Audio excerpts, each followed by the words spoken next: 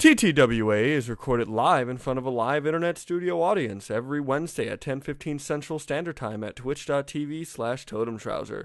Stop on by and watch the action of TTWA live as it happens.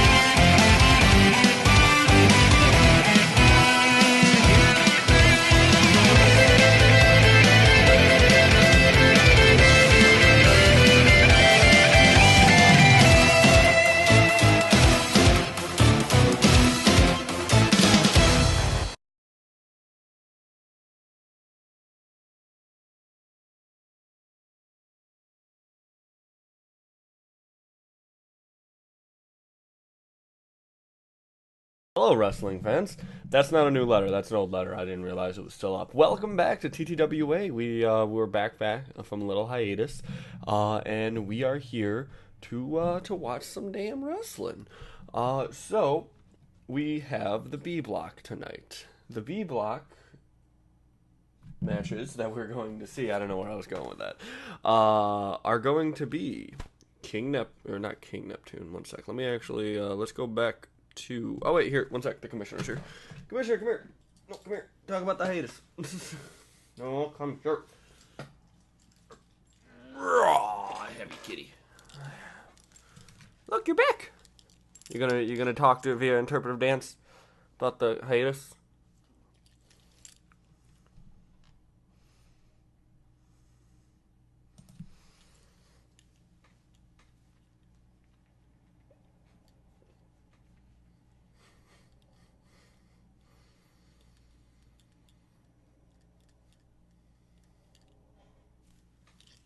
He's a good cat. Anyway, so, look at him. Oh, no, you don't want to be here? Okay, goodbye. So, let's go to TTWA. Pa. Pa. Pa. Pa. Pa. Okay, cool. We do have stuff. Okay, so while it loads, tonight's matches are going to be, Neptune Man versus Rey Hechicero, Pillman versus King Corn Karn, which I'm really excited for that one. David Starr versus Chavo, and Harry. Is it Harry? There's no Harry in this. Is there a Harry in this? What am I? Oh God, what did I do? I don't know. I can do that. That's super cool. Hardcore Holly. That's what it says. Versus Martin Burns. So a couple things about this bracket you might have forgotten. There's no audio. I need to turn the audio back on. Hold up.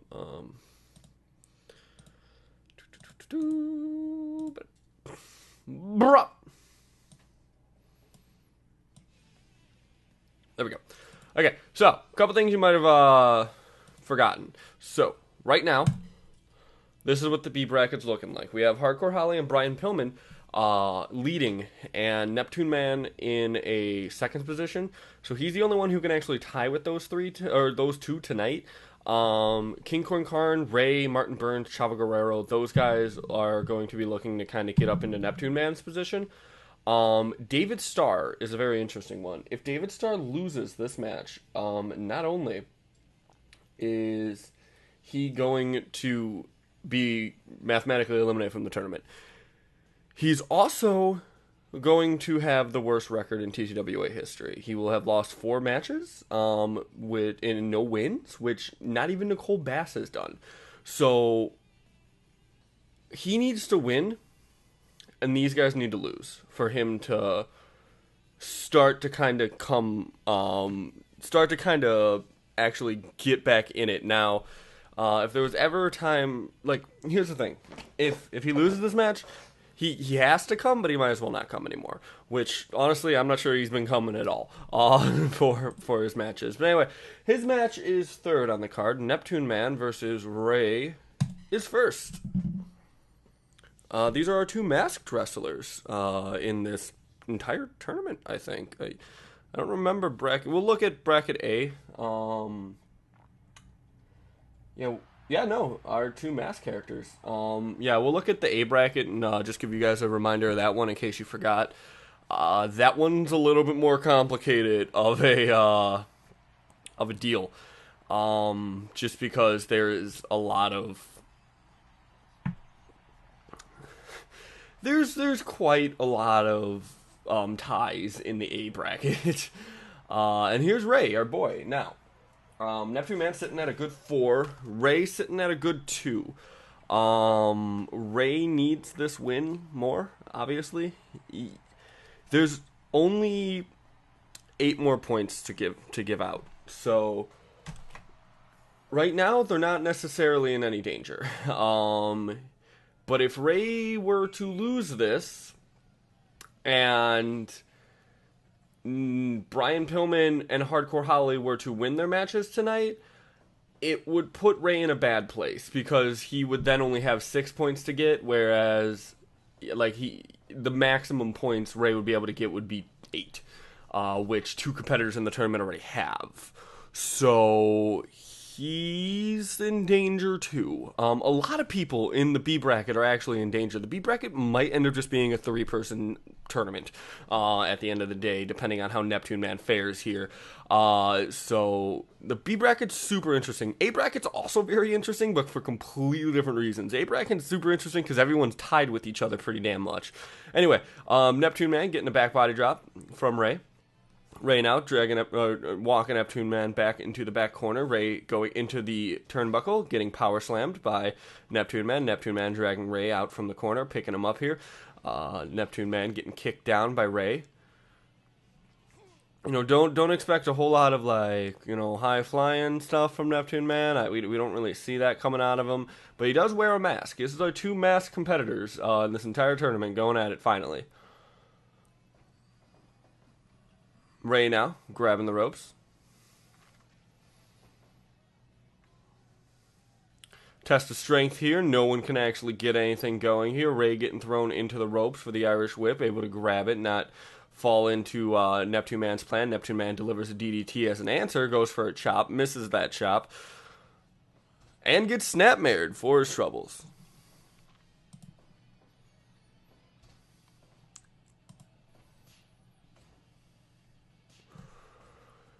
We got 2 strikes coming in, we got a strike competition coming in. Both men going down after it, even though Neptune Man did technically win it. Gets a leg sweep from Ray as a reward. Ray now not in control, gets a reverse neck breaker there, getting stomped down. Ray now with his back up against the ropes, gets an Irish whip. Neptune Man looking to capitalize, but saw that Ray was going to stop himself. And Neptune Man gets an elbow.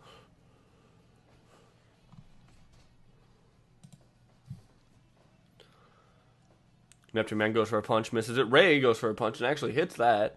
Goes for a drop kick. Neptune Man able to get out of it. These 2 competitors dodging a lot of each other's moves, really outthinking each other very well. Look at that. Now, Ray ducks under Neptune Man, gets snapmared.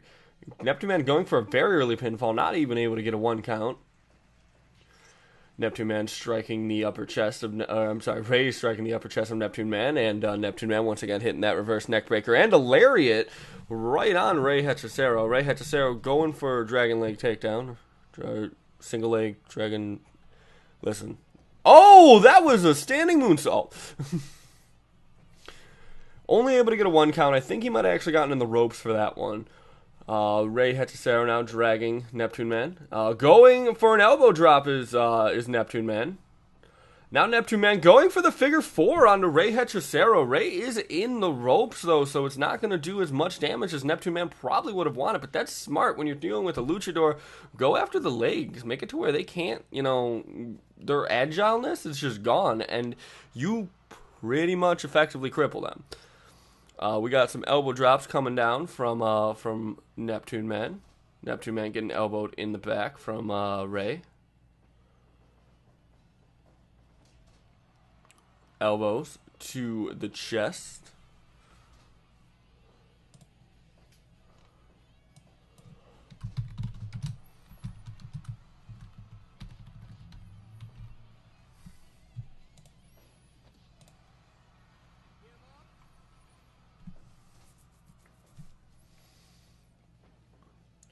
Ray now getting thrown to the outside. Neptune Man looking for something here. Suicide dive on Ray. They're going out. They're trying to lock up, and neither one's getting their kind of preferred view. Ooh, that was beautiful. Looks like Ray was trying to do something there. Neptune Man countered with a knee to the back. We are at 13. Neptune Man's going to get back in. Ray's going to follow. We are not going to have a count out here. At least not yet. Lariat to the back of the knees. Very smart from Ray. You got someone as tall as Neptune Man, it's going to be easier to take him off of his center of balance. He's going to fall harder because he's coming up from so high. We got an arm wringer from Ray and Neptune Man, both of them down. It has been like 2 weeks since I've done commentary, so I'm sorry. This match is kind of sloppy. I'm also insanely tired. I taught all day today and got no sleep last night as we hit Ray's little patented go-go plotta thing he likes doing. Arm wringer.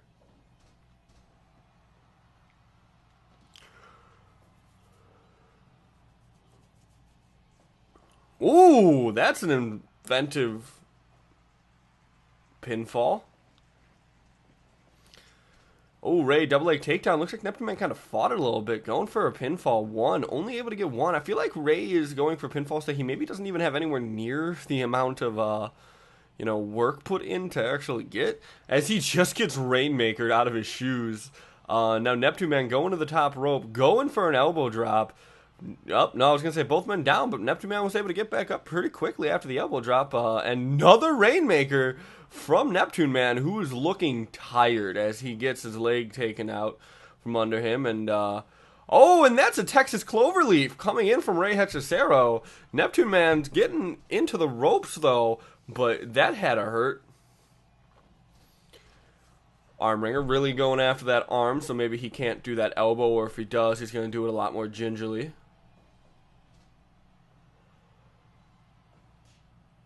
Oh, now we have a strike contest. I think it was like the third one. These two really like punching each other. Drop kick from Ray Hechicero onto Neptune Man. He doesn't go down after. Locks him into that Texas Cloverleaf again.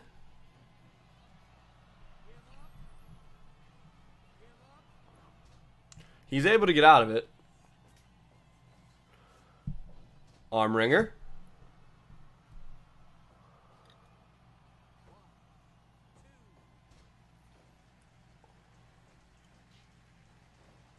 Super kick from Neptune Man. That normally does it. That puts people away. 2.9. Ray able to get out of it just in time.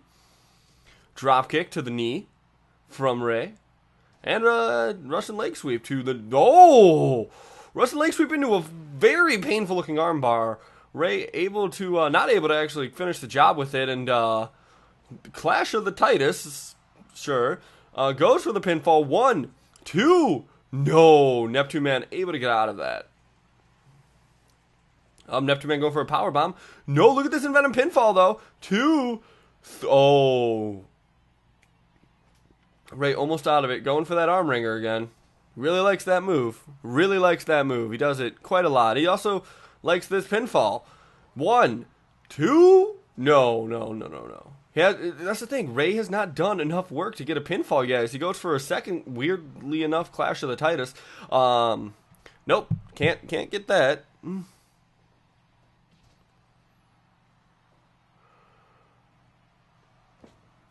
That's the third elbow drop from Neptune Man. Up, looking for a fourth here.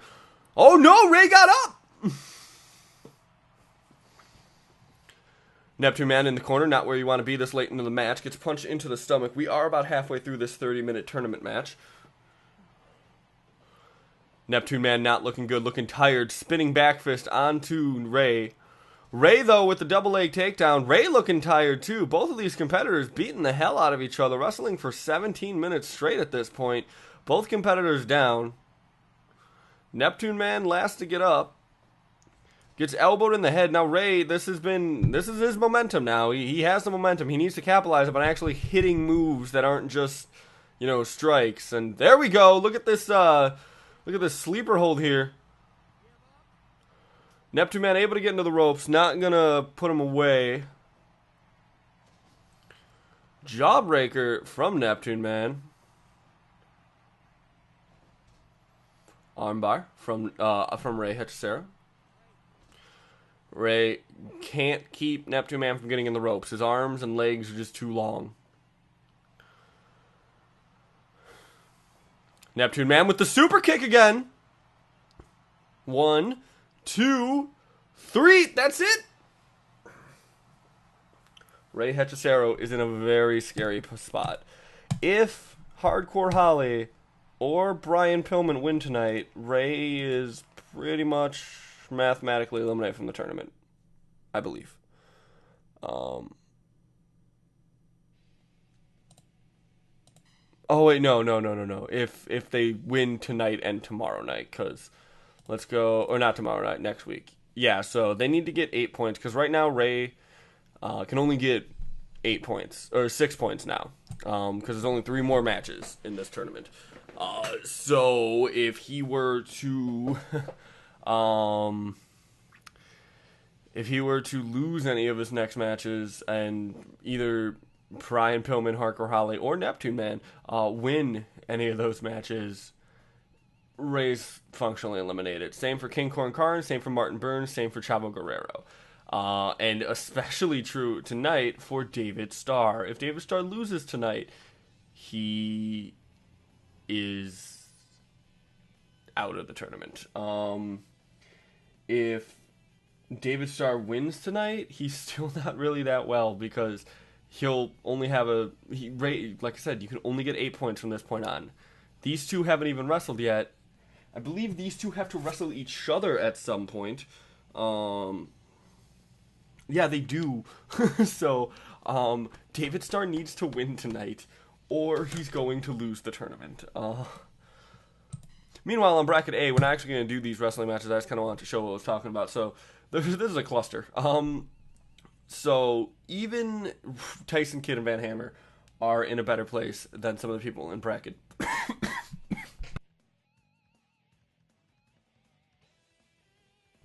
Even Tyson Kidd and Van Hammer are in a better place than some people in Bracket B, because they can still get 8 points. Harley Race and Randy Savage could start to lose their matches, which is possible. And then these people with these points, they can come sneak up on these two at any point in time. So, this bracket, it's a little bit tougher to call. Bracket B, we're definitely starting to see, we can probably make a reasonable assumption about who's going to win this bracket. One of the top 3 are looking really good. I think Neptune Man still has to face Hardcore Holly at some point. Let me see. Yeah, that's gonna be in 2 weeks. So Neptune Man still has to face Hardcore Holly. So one of them is gonna get 8 points at least. And then Pillman and Holly still need to fight each other too. Brian Pillman and Neptune Man did face each other. It was Neptune Man's only loss, I believe. If we actually go, yeah, his only loss was to Brian Pillman. He's been dominating ever since. Speaking of Brian Pillman, we have him going up against King Corn Karn, who has been just stealing the show constantly. Even in defeat, he has been a stellar performer, so I'm really excited for this match. Brian Pillman doesn't really have it so much anymore because of the works of Neptune Man, but he does have something called a buffer match. He is so far ahead of his contemporaries, he can afford to lose a couple matches and still be in the points lead. Now, that being said, he still has Hardcore Holly and Neptune Man to contend with. If those guys were to, win any more of their matches, then Hardcore or Brian Pillman will start to lose his little streak, or his points lead. Speaking of Brian Pillman's streak, Brian Pillman did not debut in the TTWA in this tournament. He was in the TTWA before in a losing effort a couple of times. I don't think Brian Pillman won a match until he got into the T1 Climax, or T1 Clawmax, and he's been amazing. He hasn't lost a match, and every single one of his wins are like pretty dominating. As we see him hitting a snapmare here in King Corn Karn. King Corn Karn, on the other hand, has only actually won one match. He beat Farmer Burns last week, or not last week, last time we did these matches. So I think he's lost every single match since then. But that's fine, because like I said, he has gotten match of the night. He got match of the night, the most recent one. He got match of the night, and then he was going to actually get match of the night for the performances last time. But I ended up not doing any matches of the night just because of the hiatus. Brian Pillman going for a jumping lariat, not able to actually get it though. Corn ducks under it. King Corn Karn now body slam onto Brian Pillman, stomping away at the midsection.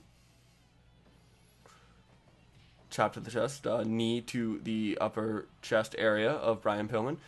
King Corn Karn getting thrown into the ropes, going after Brian Pillman. No! Brian Pillman tried to get him with the high knee, and King Corn Karn used that bigger size and bigger weight against Brian Pillman. Oh, jumping big boot, going for the quick 3 count. Unable to get it, but did get a 1 count only 3 minutes into this match on the result of that big jumping foot. And they're just striking at each other now. Brian Pillman, he's smaller. He has about the same wrestling experience as King Corn Karn, because I don't know when Brian Pillman debuted in respect to NES Pro Wrestling, but arm drag from Brian Pillman. Now chop to the chest from King Corn Karn. King Corn Karn blocks the drop kick. Yeah, that's the thing. Brian Pillman has the speed. He might have the technical know-how. He probably has the stamina as he hits a crossbody on King Corn Karn. King Corn Karn has the strength, and you're going to be seeing King Corn Karn use that to as much as his advantage. So, like, things like just blocking the drop kick, things like that jumping big boot, as Brian Pillman tries to use his technical experience to kind of just crawl all over King Corn Karn and just get whatever he can get. Able to counter that grapple attempt into a running bulldog. Brian Pillman's probably the better wrestler here, but King Corn Karn really only does need to hit Brian Pillman, one time really good, and it's just going to rock him, and he's not going to be able to compete in the same fashion. Oh my god!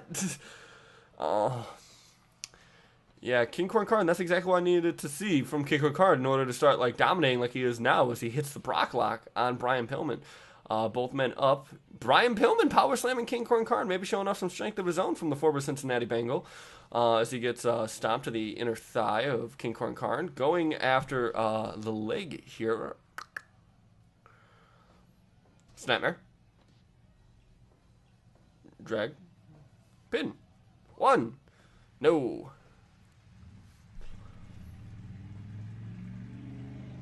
King Corn Karn also needs this win. Let's not... King Corn Karn is sitting there with Ray Hechicero at 2 points. So he does need to win this match. If he wins this match, what a momentum swing. You've lost your past... You've lost 2 out of the 3 matches you've been in. I think you've lost the past 2. No, he won one of them. But... You're not doing too hot. That's happening, and then you come in and you take down one of the guys who hasn't been defeated in this entire tournament so far, as he gets a Styles Clash. Not only is that going to look good for his points, because that means Brian Pillman's going to stay at 6, where he's going to go up to 4, and there's only going to be a 2-point difference between those two now. But it also means that all that momentum Brian Pillman's been building up the past 3 weeks. Gone, and goes right to King Corn Karn as he starts hitting these chops right on the chest of Brian Pillman. He's looking tired already, though, and we're only 9 minutes into this match.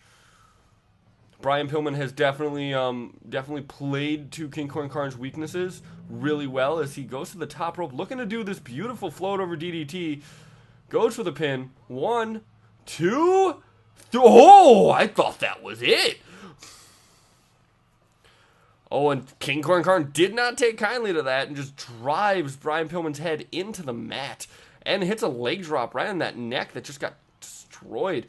Brian Pillman now punched to the face of King Corn Karn. King Corn Karn responds with a lariat. He's too tired to capitalize on it, however, and that's going to be a huge problem for him going forward as he hits a power slam onto Brian Pillman. Brian Pillman now Russian leg sweep onto King Corn Karn.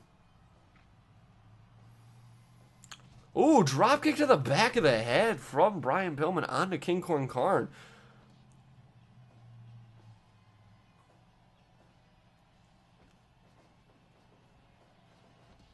Oh! Beautiful head scissors from Brian Pillman. Now a power slam coming from the acrobat. Oh, and now we have a striking competition. This is King Corn Karn's wheelhouse. He does have the striking advantage on Brian Pillman. He just can't seem, especially now that he's tired, he really can't seem to keep him down long enough, or just, you know, he's not able to throw as much power into his strikes. He's not able to even really strike him. He's too fast, Brian. You know. Uranagi from King Corn Karn. He's down. Pillman's down. They both get around the same time, so that was definitely good to buy King Corn Karn time, but now that he has control of the match, he needs to put Brian Pillman away like yesterday. Brian Pillman got him up for a vertical suplex. Look at that stall. As he slams him down, both men down. Brian Pillman might be more tired than he's putting on. Russian leg sweep from Brian Pillman onto King Corn Karn. As he's going at a lariat, hits a crossbody. Corn's just right back up. Mongolian chops. From the Mongolian, I think. I think he's Mongolian. Throws Brian Pillman to the outside. Might be going for a count-out victory. It wouldn't be completely out of King Corn Karn's wheelhouse. Something he would do. Oh, he's got a baseball bat. That's problematic. And he just cracks Pillman across the chest with that baseball bat. Remember, you can't be disqualified on the outside of the ring. Karn's taking that time on the outside of the ring to, oh, he still has that baseball. He might get disqualified. He needs to put that down. Oh, he puts it down at the 4 count. Was able to get a crack in on Brian Pillman.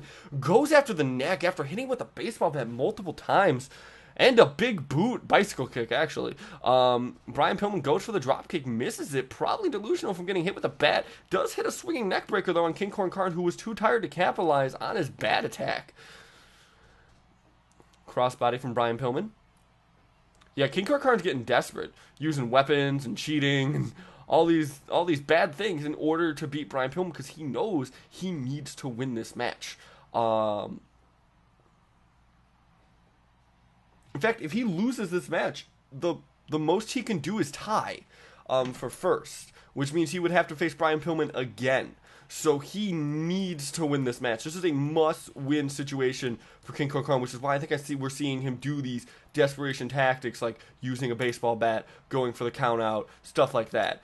Oh, and he just kicked him right in the head with that beautiful enziguri counter. Look at that beautiful chop. King Corn Karn going to the top here. That's not something you normally see. Waiting for him to come down. Hits a knee to the back of the head. King Corn Karn needs to capitalize, though. Chop to the head of Brian Pillman. King Karn's been 100% in control, but he just lost it right there. Lost it to Brian Pillman with that DDT, jumping DDT. I'll have you. Now Brian Pillman looking for that crossbody again, keeping the big man off of his feet. Brian Pillman, good strategy. King Karn in the corner. Brian Pillman looking for a monkey flip. He's gonna hit it. Double axe down to the back from King Corn Karn, trying to get momentum back in his favor again. Up, vertical suplex. Is he going to do it on the bat? Yes! Ow! Ooh, that tailbone ran right on the back. Or that tailbone landed right on the bat of King Corn Karn. That's brutal. Knee to the stomach.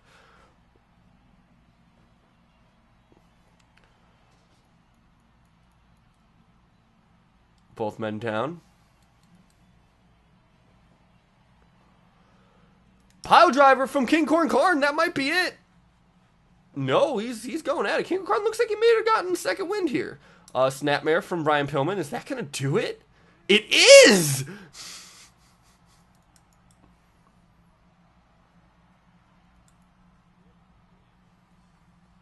I don't think King Corn Karn was expecting that snapmare. I think it must have knocked the wind out of him or something.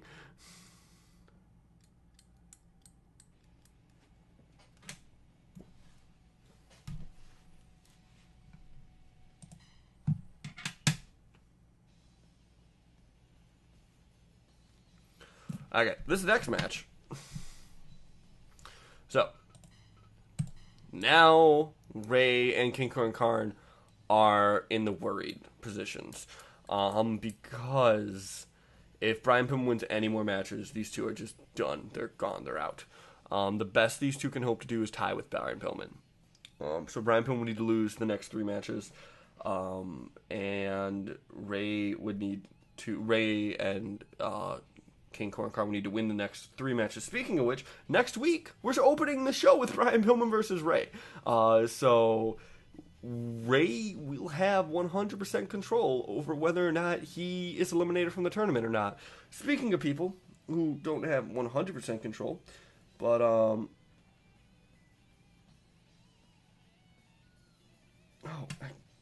wrote Hardcore Holly's name weird on like every single time I wrote it. Speaking of people who have 100% control of their matches and if they're eliminated. Oh, by the way, Brian Pillman continuing the winning streak. David Starr has not won a match. He cannot buy a match. And he will have to go up against Chavo Guerrero, who also was on a losing streak for a long time until he won last week.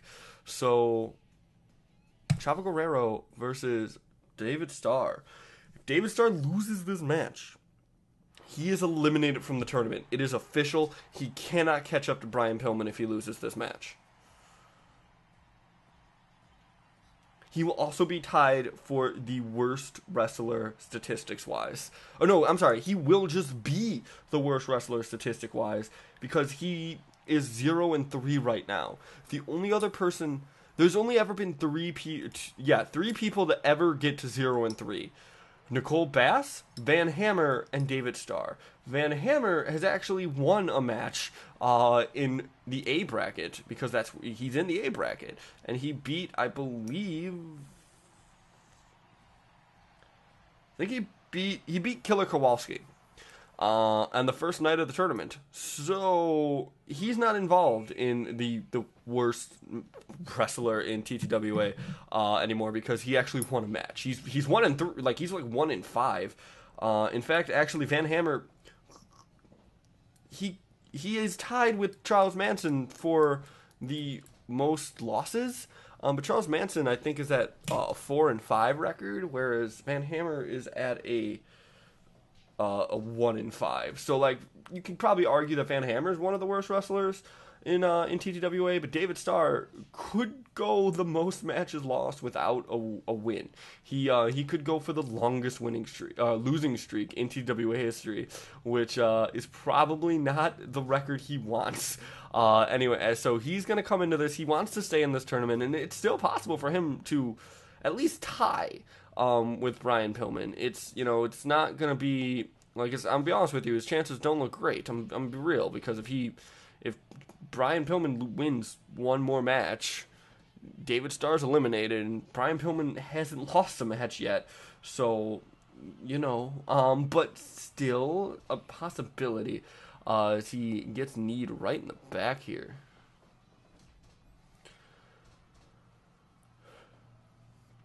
Chavo Guerrero going, dodging that back fist from David Starr. David Starr going under Chavo. Chavo punching David in the face. So when you're David Starr too, this is a bad match for you because Chavo cheats a whole lot. So you could just lose to cheating and you're done. You're out. Referee's decision is final, and so and Chavo's really good at making the referee make bad decisions. Punch off. Chavo Guerrero goes down after David Starr. Both men going to the center of the ring.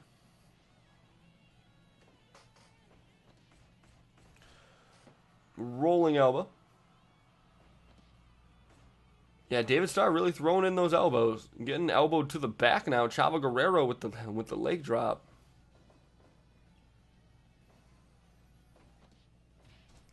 clubbing blow to the back. Hits to the knee. Goes for a sharpshooter onto Chavo Guerrero.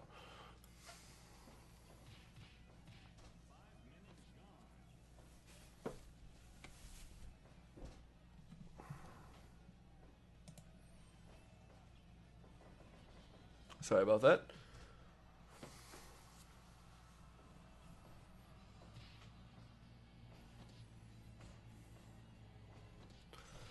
Chavo Guerrero getting elbowed to the back. Now, David Starr, very interesting pinning situation here. Chavo Guerrero is a luchador, though, so you are going to have to get real creative with your pinning situations if you're trying to kind of trick them into thinking that, try and trick them into, you know, a quick 3 count. Chavo Guerrero, you're going to have to do a lot more work for that.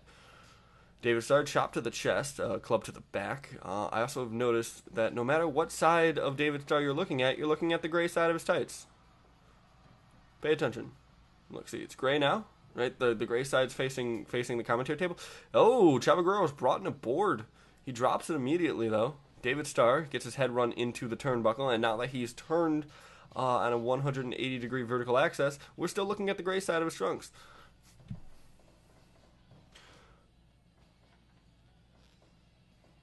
Oh, Chavo Guerrero getting out of that vertical suplex eloquently. Chavo Guerrero is the veteran in this match, and oh my God, Falcon Arrow. that was a brain buster. That wasn't a Falcon Arrow. That was a brain buster. Elbow to the back.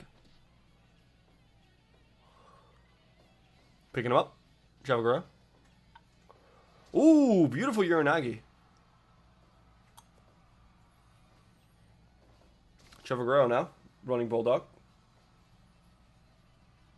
Both competitors basically just hitting a big move on each other and like taking turns just nailing each other with these big moves. Uranagi once again from David Starr. Chavo Guerrero's dazed. This is David Starr's time to capitalize. David Starr throws Chavo into the ropes, hits a big boot. This is David Starr's momentum now. No, Chavo Guerrero goes for an Irish whip. David Starr could potentially get out of this situation here. Chavo Guerrero looking for a float of DDT, and he nails it right on that board. Ooh. His head driven right into that board. The head of David Starr, that is. David Starr now throwing some strikes. Chavo Guerrero's way, looking to actually, he got him down. He knocked him down. Chavo Guerrero blocked about a good half of those, but David Starr's fist did manage to find the mark a couple times. Big boot from David Starr. Oh, low blow from Chavo Guerrero. Chavo Guerrero just runs and kicks him in the chest. Ooh, standing moonsault. 1, 2. David Starr's tournament hopes almost went up in flames. DDT from David Starr on the Chavo Guerrero. My phone is ringing. I'll be right back.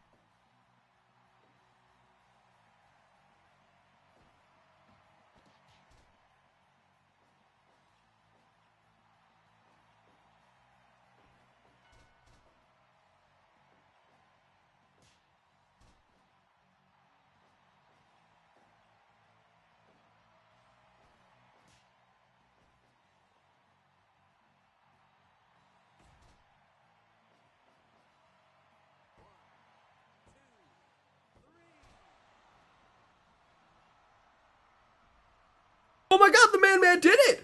He won! He won a match!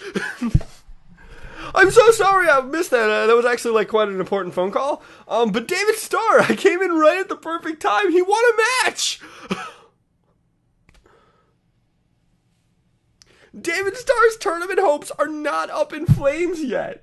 I mean, they're not looking great, I'll be real with you. He's still not in a great spot, but David Starr is now in the same spot as Chavo Guerrero, Ray, King Card, and Martin Burns. In fact, actually, Martin Burns, we might, like, mathematically eliminate, or get damn close to mathematically eliminating everyone in this tournament, this show, because Martin Burns, the main event is Martin Burns versus Hardcore Holly, and if Martin Burns loses and Holly wins, then we're in another situation where either Brian Pillman or Hardcore Holly wins their next any more matches in the tournament, literally the bottom fucking 5 competitors in this tournament are just functionally eliminated, which is insanity.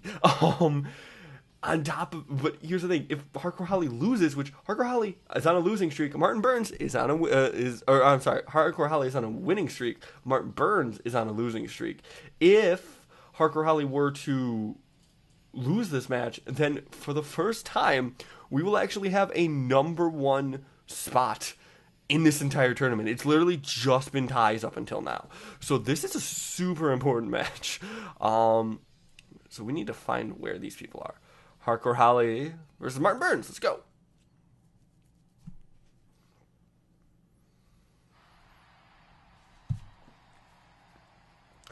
So Martin Burns really impressed in his first match in which he won. He had a lot of really cool moves and a lot of really interesting rest holds. He's a shooter. He wrestled before the Gold Dust Trio was a thing. He died in like 1940. He doesn't know modern wrestling moves, and it has been very detrimental to him. Hardcore Holly doesn't know modern wrestling moves. I think he still wrestles, but he's been wrestling since like the 80s. He's also killing it in this tournament. He has beaten everybody that's come across him. He is with Brian Pillman, except for I don't think Hardcore Holly wrestled before this, so it's literally just like, dude's got a great record. Even if he were to lose this match, he would still have a great record getting out of this tournament here. Martin Burns taking down the leg. Martin Burns with the takedown. No, Hardcore Holly. Now here's the thing. Hardcore Holly's a brawler. He's not very technical. Martin Burns can use that against him. Martin Burns can start using those weirder holds on Hardcore Holly and maybe get a submit, maybe keep him down long enough for a 3 count. We don't know what Martin Burns' strategy is, but if I was Martin Burns, I would be, like I said, like I know all these weird, interesting holds. I know how to bend the bodies in ways that it shouldn't be able to be bent. I'm going to do that on this guy whose real kind of repertoire is punching, kicking, and an Alabama slam. And it looks like he's doing that. He's trying to keep him off of his feet. He's trying to keep him on the ground. He's trying to get on top of him and start bending joints, working those, kind of loosening him up for to really start to crank in the submission holds. Martin Burns going for a takedown. Hardcore Holly, though, dropkicking at the same time. Martin Burns capitalizing on that, going after the elbow. On top of that, if you're Martin Burns, I know I always mention this, but, the more submission holds you do on limbs, the weaker those limbs get when they're hitting you, which is important. You want things to hurt less when they hit you. Hardcore Holly hitting that DDT, flooring Martin Burns. Martin Burns does not know a counter to the DDT that was invented roughly 40 years after he died. Going for a belly-to-back suplex here, working that elbow again.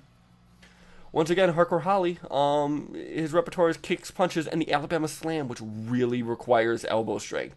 A lot of the Alabama Slam is using the lever action of the elbow to send your opponent to the mat. So if you disable one of those elbows, that Alabama Slam, it's not gonna hurt as bad. You're not gonna be slammed to the mat with as much force. None of that's gonna happen to you. So, it's definitely something to consider when you're Martin Burns, and I think he has, and that's why we're seeing him go for the elbow so many times. Leg sweep there from Martin Burns. Martin Burns going for the takedown. Hardcore Holly blocked it, but Martin Burns was able to kind of use his knowledge to get around that, but Hardcore Holly blocked that. That's impressive. Headlock takedown from Martin Burns. This has been all Martin Burns, 100% so far. 5 minutes are gone.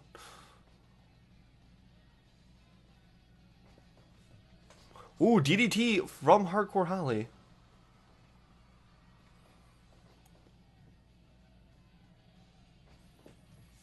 Hardcore Holly kicking at Martin Burns in the corner here. Elbow to the, or double axe down to the back of Hardcore Holly.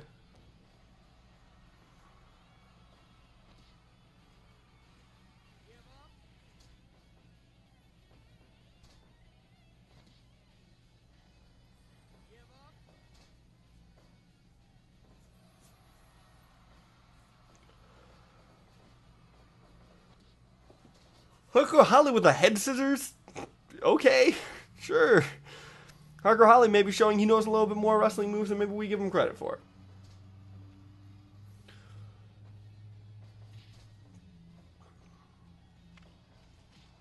Drop kick, beautiful drop kick. It's a Hardcore Holly drop kick, so of course it's a beautiful drop kick.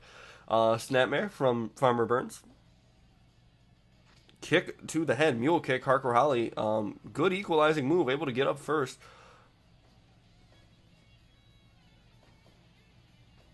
So if you gotta think you're Hardcore Holly, let's talk his strategy. Keep Martin Burns away from you. You know, I didn't get like a reach assessment from these guys. I don't know what the reaches are, but like Hardcore Holly, he's got let's say, you know, he has probably a size advantage on Martin Burns. I'm not 100% sure. But, you know, he's going to be able to kind of, the whole thing with that is, you know, hey, keep this dude out of my area. Because the closer he gets to me, the easier it is for him to grab me and start twisting me in ways that I don't want to be twisted. Or just punching me in the back of the head, as we're seeing here from Martin Burns. You know, and Holly, you know, he's going to want to use those legs, he's going to want to use those arms, and just make sure there's a good, safe distance between those two. Hardcore Holly wants this to turn to a striking competition, which is something that Farmer Burns maybe not 100% accustomed to, as he hits a Muay Thai knee and proves me wrong.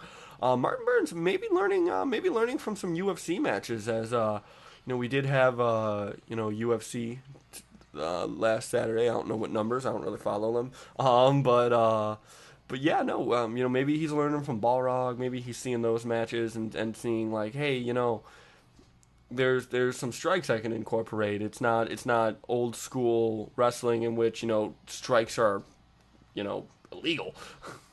Camel clutch locked in from Hardcore Holly. He's going to go into those ropes. Martin Burns, submission specialist, so he's going to know where the ropes are at all points. Alabama Slam. That might be it. 1, 2. Oh, Martin Burns, 2.9. Oh, and look at that. He got the roll up. 1, 2. Oh, no, not even a 1 count. Good from Hardcore Holly. Getting a strike in the face. DDT from Holly onto Burns. Both men down, taking a breather. Hardcore Holly getting up first. Martin Burns being allowed to get up as a show of respect from Hardcore Holly. And then look at this roll up here, too. No. Fireman's carry. Locking him into this, oh my god! Martin Burns just made Hardcore Holly pass out. That's interesting. I think Hardcore Holly might be injured, which it's definitely gonna bring some weird, interesting connotations to his matches going forward. Wow. Yeah. So let's look at where we're at real quick before we call it. Brian Pillman's winning.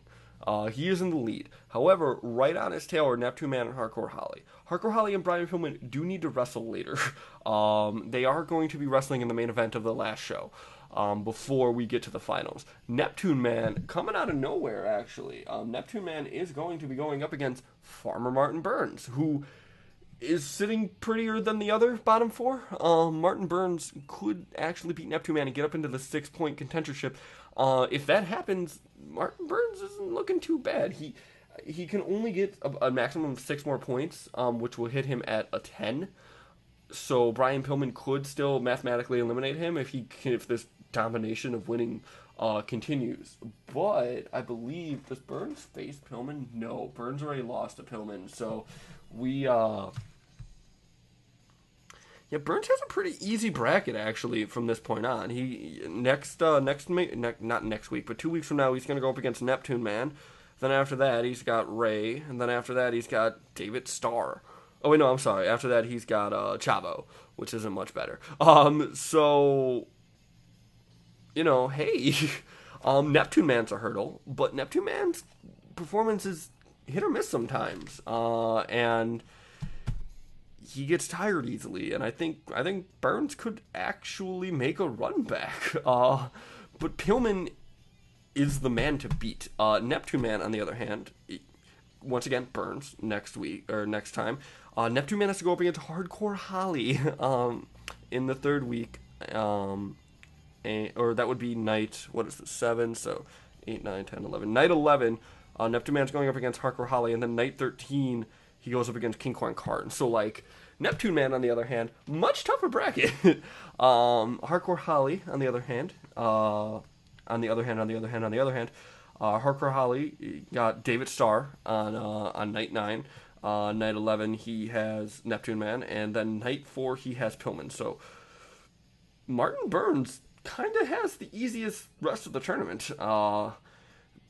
Brian Pillman also has a really easy rest of the tournament. Night 9, Ray Hechicero. Night 11, Chavo. And then night 13, he has, Holly again. But still, much, much easier than we thought. Meanwhile, next week, we are going to be doing Bracket A. Bracket A, we are going to see Van Hammer versus Tyson Kidd. Those two are at the bottom. So this bracket's a little weird because really anyone could actually win it at this point. No one's really even close to be mathematically eliminated. Because here's the thing. Even if Harley Race and Randy Savage win their matches tomorrow night or next week, these two could still tie them if these guys were to lose the rest of their matches. So like, and one of these guys is going to be coming up in these fours. So this is an interesting bracket because, like, even someone down here could technically tie up here and we could still see them winning. We don't have people very close to being mathematically eliminated. And like, let me be real with you. These four are probably eliminated. There's really not a chance that all four of these guys are going to win, like, all of the rest of their matches while Brian Pillman loses the rest of them. I mean, I'm not saying it can't. It can totally happen. But it's very unlikely. But Bracket A's got stuff. So anyway, we're going to see Van Hammer versus Tyson Kidd. That's good. That means one of them is going to be confirmed last. And the other one's going to join the Logjam in the middle of the rankings. Speaking of the Logjam, we have Killer Kowalski and Sunil. Sunil was actually undefeated, and he lost, not last week. I think he actually lost. Yeah, he did.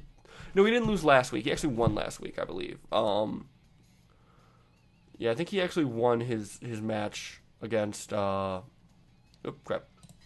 I think he won it against Savage. No, he lost to Savage. Right. So yeah. Anyway, Sunil, trying to get back up into the top of the rankings. Beedrill versus Randy Savage. Beedrill been kicking it in like overtime here.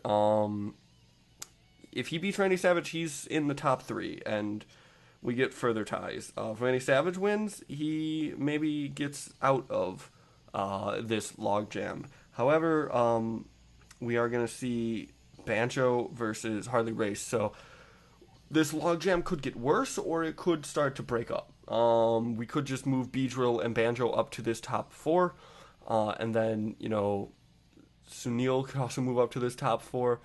And it would just be a 5-way tie. Like, we're set. In fact, actually, we're going, like, because Sunil or Killer Kowalski's going to have 6 points.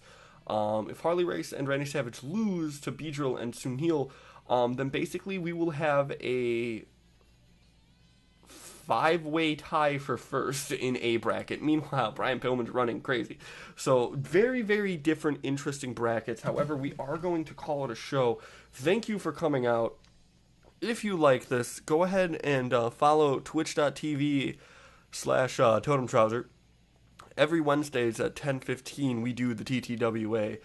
So if those matches I just described to you, which are Van Hammer, Tyson Kidd, Sunil Singh, Killer Kowalski, Beedrill, Savage, and Banjo Kazooie, Harley Race. If any of those matches sound interesting, you'll be able to see them next week at 10:15 Central Standard Time. If you want to see the other matches in this tournament or any of the matches in TTWA, I think I'm almost up to like 20 episodes of it. You can go to youtube.com/totemtrouser. I'm also currently doing a Bioshock Let's Play, and I'm going to be next week we're going to be starting a Bioshock Let's Play, and we're going to be starting a series called Is Resident Evil Worth? I think I spent $9 on it. I don't remember, it was years ago. That also has a DVD of like one of the Resident Evil shitty CGI movies, so I'm going to include that review along with the game. So that's going to be going up next week along with the Bioshock Let's Play. We're also going to have a Totem Talks this Sunday, which I kind of talk about the scheduling and what the plans for the channel are. If you want to follow me on Twitter, follow me on Twitter. It's twitter.com/totemtrouser. But like I said, these are recorded live every Wednesday at 10:15. I will be uploading the VOD of this the week after, so it will be uploaded on 3 p.m. Central Standard Time the Wednesday after it airs. So you'll be having enough time to kind of catch up and you'll be able to catch yourself up if you miss this, and you'll be able to watch the live version later that night. Anyway, you guys have a wonderful day. Goodbye. Take care of yourselves. I'll see you later. My mouse has disappeared.